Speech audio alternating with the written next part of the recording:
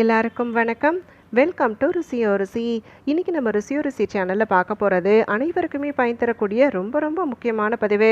நாளைய தினம் அவ்வளவு சிறப்புகளை தாங்கி வரக்கூடிய நாள். என்னென்ன விசேஷங்கள் இருக்குது அப்படின்னு பார்த்தா, ஐப்பசி மாதத்தினுடைய வளர்பிறை திரியோதசியான பிரதோஷமும் கூடுதலாக நமக்கு துளசி திருக்கல்யாணமும் நடைபெறக்கூடிய நாளைய தினம் நமக்கு கேட்டதுக்கும் மேலான பலன்கள் கிடைக்கணும் அப்படின்னு சொல்லும் பொழுது, வீட்டில் துளசி மாடம் வைத்திருக்கக்கூடியவங்க எந்த குறிப்பிட்ட செயல்களை செய்யணும், அது மட்டும் இல்லாமல் பிரதோஷம் அப்படிங்கிறதால எந்த குறிப்பிட்ட விஷயங்கள் அனைத்துமே, அதுவும் ஐப்பசி வளர்பிறை பிரதோஷம் அப்படிங்கிறது ரொம்ப ரொம்ப சிறப்பான நாளாக கருதப்படக்கூடிய காரணத்தால் எந்த மாதிரியான விஷயங்கள் அனைத்துமே பிரதோஷ காலத்தில் கடைபிடிக்கணுங்கிறதுக்கு உண்டான அனைத்து விதமான தகவல்களையும் தான் நம்ம இன்னைக்கு இந்த பதிவின் மூலிமா தெரிஞ்சுக்க போகிறோம். வீடியோவை எங்கேயுமே ஸ்கிப் பண்ணாமல் பாருங்கள். அப்போ தான் எந்த ஒரு சின்ன தகவலையுமே நீங்கள் மிஸ் பண்ணாமல் தெரிஞ்சுக்க முடியும். இப்போ நம்ம ஸ்டார்ட் பண்ணிடலாம். வளர்பிறை துவாதசியும் வளர்பிறை திரியோதசியும் நாளை தினம் நமக்கு வருது. அதாவது காலை பொழுதுல நமக்கு துவாதசி திதியும் மாலை பொழுதுல நமக்கு திரியோதசி திதியும் இருக்குது. அதனால் இந்த குறிப்பிட்ட நாள், அதாவது வளர்பிறை துவாதசி அப்படின்னு சொல்லப்படக்கூடிய நாள் அன்னைக்கு தான் நாராயணருக்கும் துளசி தேவிக்கும் திருக்கல்யாணம் நடைபெற்றதா சொல்லப்படுது. தேவர்களும் அசுரர்களும் நீந்து திருப்பார்கடலை கடையும் பொழுது லக்ஷ்மி தேவியின் தங்கையா அவதரித்தவங்க தான் துளசி தேவி அப்படின்னு சொல்லுவாங்க. லக்ஷ்மி தேவி தாயார மகாவிஷ்ணு ஏற்றுக்கொள்வாரு. ஆனா துளசியும் பாத்தீங்கன்னா விஷ்ணுவையே மணந்து கொள்ளணும் அப்படின்னு சொல்லி நினைப்பாங்க. ஆனா லக்ஷ்மி தேவி அவளை துளசி செடியாக மாற்றிடுவாங்க. அப்ப அவளுடைய விருப்பத்தை அறிந்த மகாவிஷ்ணு, நான் சால கிராமமா இருக்கும் வேலையில துளசி என்னோடு இருப்பாள் அப்படின்னு சொல்லுவாங்க. விஷ்ணு பூஜை அப்படின்னு சொல்லும் பொழுதே துளசி இல்லாமல் நடைபெறாது. நம்ம வீடுகள்லையும் பார்த்தீங்க அப்படின்னு சொன்னால் வலம்புரி சங்கு வைத்திருக்கக்கூடியவங்க கண்டிப்பாக அந்த வலம்புரி சங்குல துளசி இடம்பெற செய்யணும் அப்படிங்கிறத நம்ம நிறைய பதிவுகளை சொல்லியிருக்கோம். நம்மளும் கூட கடைபிடிச்சிக்கிட்டே தான் வரோம். இப்போ ஒரு பெருமாள் வழிபாடு அப்படின்னு சொல்லலாம். புரட்டாசி மாதத்தில் நம்ம பெருமாள் வழிபாடு செய்திருப்போம். அப்போ நம்ம பார்த்தீங்கன்னா கண்டிப்பாக ஒரு பஞ்ச பாத்திரத்தில் நீர் நிரப்பி துளசி இலையை போட்டு வைத்திருப்போம். எத்தனை விதமான நைவேத்தியங்கள் வைத்தாலுமே துளசி இலையும் நீரும் இன்றி பூரண நிலை அடையாது அப்படின்னு சொல்லுவாங்க. துளசி செடியினுடைய வேர், கிளை, இலை இப்படி அனைத்திலையும் பார்த்தீங்கன்னா தேவதைகள் குடியிருப்பதா சொல்லப்படுது. அப்படி இந்த புனிதத்தன்மை வாய்ந்த துளசிக்கும் நாராயணருக்கும் இந்த ஐப்பசி மாதத்தினுடைய வளர்பிறை துவாதசி நாளன்னைக்கு தான் திருக்கல்யாணம் நடைபெற்றதா சொல்வாங்க. அதாவது தீபாவளிக்கு அடுத்து வரக்கூடிய துவாதசி, தீபாவளி முடிஞ்சு நமக்கு வரக்கூடிய வளர்பிறை துவாதசி நாளன்னைக்கு தான் திருக்கல்யாணம் நடைபெற்றது. நிறைய இடங்கள்ல பார்த்தீங்க அப்படின்னு சொன்னா, வட மாநிலங்கள் எல்லாம் பார்த்தா துளசி கட்டையை மணமகளாகவும் நெல்லி மரத்தை மணமகனாகவும் வைத்து திருக்கல்யாணமானது நடைபெறுவது வழக்கமா இருக்கும். இன்னும் ஒரு சிலர் பார்த்தீங்கன்னா லக்ஷ்மி தேவி தாயாரியை துளசியினுடைய அம்சமா பாவித்து விஷ்ணுவுக்கும் லக்ஷ்மிக்கும் திருக்கல்யாணம் செய்து வைப்பது அப்படிங்கிறதும் வழக்கமா இருக்கு. அப்படிப்பட்ட இந்த புனிதத்தன்மை வாய்ந்த துளசியினுடைய திருக்கல்யாணம் நடைபெறக்கூடிய நாளை தினம் நம்ம வீடுகளில் துளசி மாடம் வைத்திருக்கிறோம் அப்படின்னு சொல்லும் பொழுது, ஒரு சில குறிப்பிட்ட செயல்களை செய்தாலே திருமண தடை இருக்குது அப்படின்னு சொல்லக்கூடியவங்களுக்கு திருமண தடையானது விலக பெறும். செல்வம் பெருகணும், கடன் தீரணும் அப்படின்னு சொல்லக்கூடியவங்களுக்கு அனைத்துமே நல்லதாய் தேடி வரும். ஏதாவது ஒரு விதத்தில் நமக்கு நல்ல வாய்ப்பு ஏற்பட்டு அதனால் பணவரவானது கூடிக்கொண்டே இருக்கும். அப்படி நமக்கு அதிசக்தி வாய்ந்த பலன்களை தரக்கூடியது தான் இந்த துளசி வழிபாடு. அதுவும் நாளை தினம் மேற்கொள்வது அப்படிங்கிறது ரொம்ப ரொம்ப சிறப்பு. அது மட்டும் இல்லாமல் இந்த வளர்பிறை துவாதசியை பிருந்தாவன துவாதசி அப்படின்னு சொல்லி அழைப்பாங்க. அதனால் இந்த குறித்த நாளன்னைக்கு துளசி மாடம் வைத்திருக்கக்கூடியவங்க காலை நேரத்தில் சீக்கிரமாக குளிச்சு முடிச்சதுக்கப்புறமா துளசி மாடத்துக்கு பக்கத்தில் விளக்கேற்றுவது அப்படிங்கிறத செய்யணும். எப்படி நீங்கள் சாதாரணமாக துளசி பூஜை செய்வீங்களோ, பூ வைத்து வழிபடுவது அப்படிங்கிறத செய்வாங்க. இன்னும் ஒரு சிலர் பார்த்தீங்க அப்படின்னாக்க விளக்கேற்றி வச்சதுக்கப்புறமா துளசி மாடத்துக்கு பக்கத்திலேயே உட்காந்து மனமுருகி வேண்டுவது அப்படிங்கிறத செய்வாங்க. நீங்கள் எந்த முறையில் காலை நேரத்தில் துளசி மாடத்தை வழிபடுவீங்களோ அதே முறையில் பின்பற்றுவது அப்படிங்கிறத செய்யணும். அந்த பிரம்ம முகூர்த்த நேரத்தில் வழிபடுவது அப்படிங்கிறது ரொம்ப ரொம்ப சிறப்பு.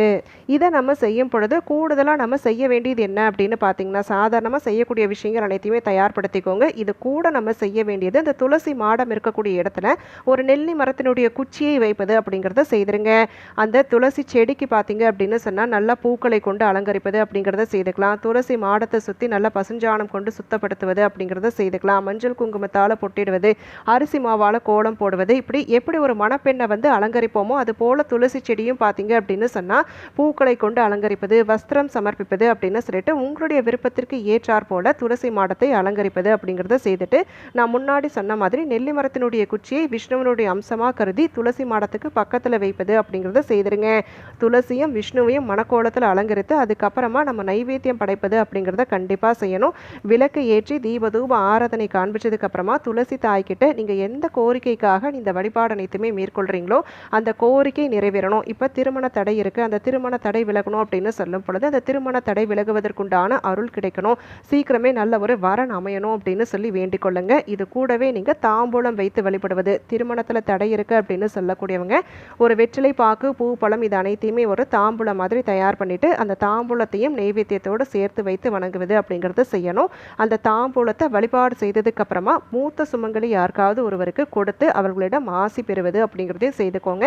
இதனால கண்டிப்பா திருமணம் கைகூடுவதற்குண்டான அருள் கிடைக்கப்பெறும். ஆணா இருந்தாலும் சரி பெண்ணா இருந்தாலும் சரி கண்டிப்பா நாளைய தினம் இந்த ஒரு விஷயத்தை செய்தாலே கட்டாயம் திருமணம் கைகூடும். இப்போ இதெல்லாம் கேட்கும் பொழுது துளசி செடி நாங்கள் இது வரைக்கும் வீட்டில் வைத்ததே இல்லை, துளசி மாடம் வைக்கணுங்கிற ஆசை இருக்கு அப்படின்னு சொல்றவங்க கண்டிப்பா நாளைய தினம் துளசி செடியை வாங்கிட்டு வந்து துளசி செடியை வைப்பது அப்படிங்கிறத செய்துக்கலாம். துளசி செடி வைக்கிறதுக்கு முன்னாடி அந்த மண்ணுக்குள்ள சால கிராமம் வைப்பது அப்படிங்கிறத செய்திருங்க. சின்னதாக வலம்புரி சங்கு இருக்குது அப்படின்னா வலம்புரி சங்கு வைக்கலாம், கோமதி சக்கரம் சேர்த்து வைக்கலாம். இதெல்லாம் நமக்கு ஐஸ்வர்யங்களை அள்ளித்தரக்கூடிய பொருட்கள் அப்படிங்கிறதால துளசி அப்படிங்கிற இந்த புனிதத்தன்மை வாய்ந்த செடியை இந்த பொருட்களோடு சேர்த்து நம்ம வைத்து வளர்க்கும் பொழுது, தினசரி நீரூற்றி வளர்க்கும் பொழுது கண்டிப்பாக அந்த செடி வளர வளர நம்ம வீடுகளையும் செல்வம் பெருகுவதற்குண்டான அருள் கிடைக்கப்பெறும். நல்ல நல்ல வாய்ப்புகள் அனைத்துமே நமக்கு ஒரு சில குறிப்பிட்ட நாட்களில் மட்டும்தான் வரும். அப்படி அந்த வாய்ப்பை ஏற்படுத்தி தரக்கூடிய நாள் தான் நாளைய தினமாக சொல்லப்படுது. இந்த துளசி அப்படின்னு சொன்னாலே துளசியினுடைய அடிபாகத்தில் சிவபெருமானும் துளசியினுடைய மத்தியில் மகாவிஷ்ணுவும் துளசியினுடைய நுனியில் பிரம்மனும் வாசம் செய்வதாக சொல்லப்படுது. இப்படி இந்த புனிதத்தன்மை வாய்ந்த துளசி உங்கள் வீடுகளில் இருக்குது அப்படின்னு சொல்லும் பொழுது கண்டிப்பாக நாளைய தினம் வழிபடுவது அப்படிங்கிறத செய்துக்கோங்க.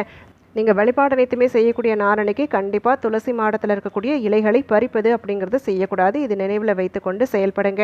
நமக்கு காலை பொழுதில் இந்த விஷயங்கள் எல்லாமே செய்து முடிச்சிடறோம். தொடர்ந்து வரக்கூடிய மாலை பொழுது அப்படிங்கிறது நமக்கு திரியோதசி திதி தொடங்கிறது. மத்திய பொழுதுலையும் நமக்கு திரியோதசி தொடங்கிறது. அந்த மாலை வேலை அந்த பிரதோஷ காலம் அப்படின்னு சொல்லும் பொழுது திரியோதசி இருக்கக்கூடிய காரணத்தால் நாளைய தினம் ஐப்பசி பிரதோஷத்தினுடைய வழிபாடு செய்வதற்குண்டான சிறப்பான நாளும் கூட.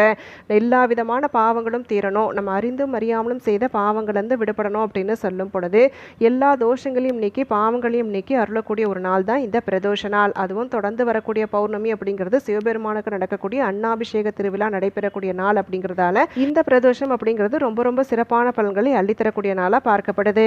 பொதுவாகவே ஐப்பசி மாதத்தில் காவிரியில் நீராடி துவாதசியில் பெருமானை தரிசிக்கும் பொழுது வீட்டில் தனம் தானியம் பெருகும், குடும்பத்தில் நல்லது மட்டுமே நடக்கும், கடன் பிரச்சனை தீரும் அப்படின்னு சொல்லி ஒரு ஐதீகமானது இருக்கு. நாளை தினம் காலை நேரத்தில் நீராட முடியும் அப்படின்னு சொல்லும் பொழுது கண்டிப்பாக இந்த ஒரு அற்புதமான வாய்ப்பை நீங்கள் சரியாக பயன்படுத்திக்கோங்க.